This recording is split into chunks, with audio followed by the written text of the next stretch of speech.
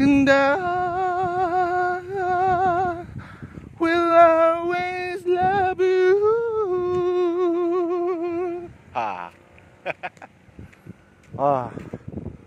Masarap magpilit, sabay exercise, lakad-lakad, para pawisan. Kasi masarap ang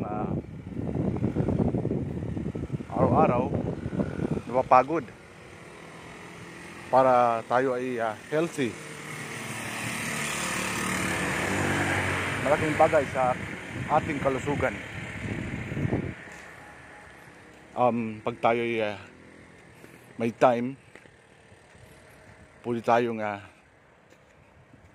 lakad-lakad, at kung tayo may pupuntahan or saan patungo at malapit lang naman, lakarin mo na lang kasi para exercise.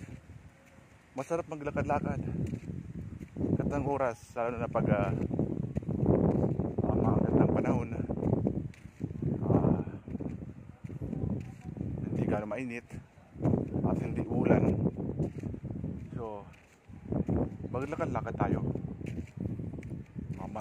Maraming benepisyo sa katawan niyan yung maglakad. Magandang bagay sa ating kalusugan. So yun lang guys. Thanks for watching. God bless us all. Maraming salamat po. Salamat.